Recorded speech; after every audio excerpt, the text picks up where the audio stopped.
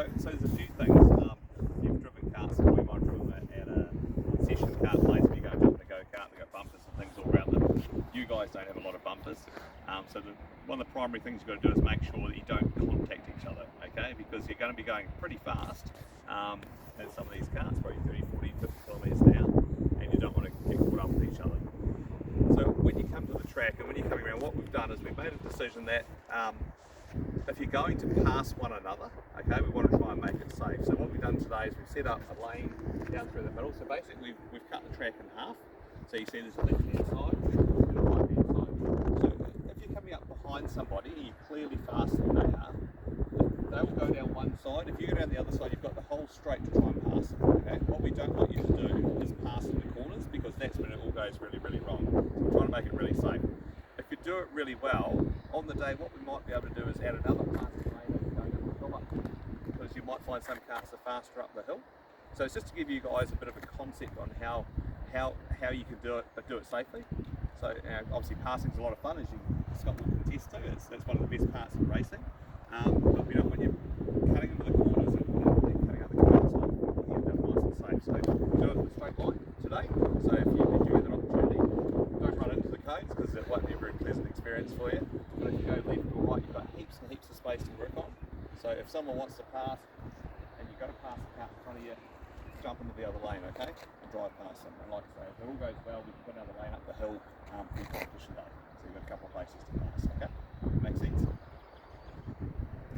The next thing is obviously safety gear. So you guys have got overalls on today. On the day when you come to race, we'll actually give you proper race suits, because the thing with go-karting as we do it is it's not about fireproofing like car racing. It's actually about abrasion resistance. So if you crash and you fall out of the go-kart, your overalls will get torn to shreds really, really quickly, and you'll have a very unpleasant experience. So all of our race suits are actually abrasion resistant. So they're designed, if you fall out, they can scrape down the asphalt and you won't get hurt, you won't get rash and all that sort of stuff on you, okay?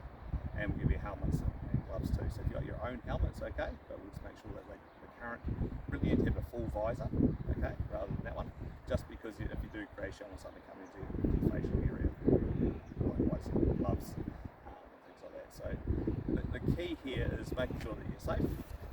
Okay, any questions so far? Just with the visor, if we've got goggles that fit in there, is that okay? Goggles are okay. It's just so if something does come and sticks in, you don't want to go into your facial area. It's okay. So when you come to a race, it's not like driving a car. You drive a car, you stick on the left-hand side of the road. Racetracks are really good because you've got this whole road to yourself, and you can go as wide and narrow as you want to. And sticking to the left-hand side like you would normally in the road is very, very slow. So Scott, I'll give you a couple of tips in a minute about coming into some of the corners and where you should go, because you'll be able to carry a lot more speed. It's a lot better experience for you. So you might as well have a crack at it, okay, rather than just not knowing. So we'll run through that in a minute. Okay, excellent.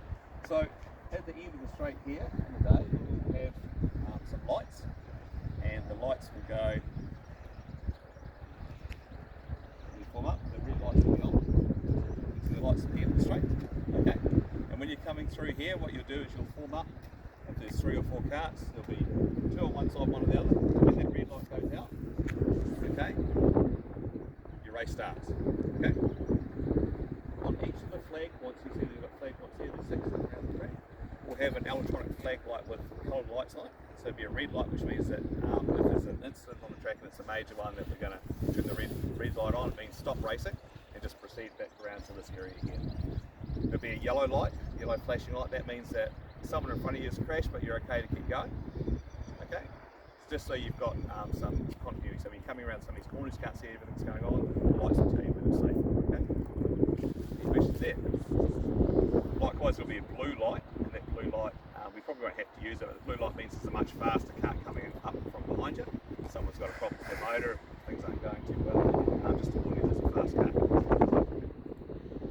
The key is if someone is going to pass you, don't try and get out of their way. The burden is always on the cart passing you to get past you. So don't chop and change and do things like that to try and get out of someone's way. You just keep going in your line. The person behind you will go around you. Okay? Most incidents happen when you're big in karting because someone tries to get out of the way and they go the wrong way. Excellent. Any more questions?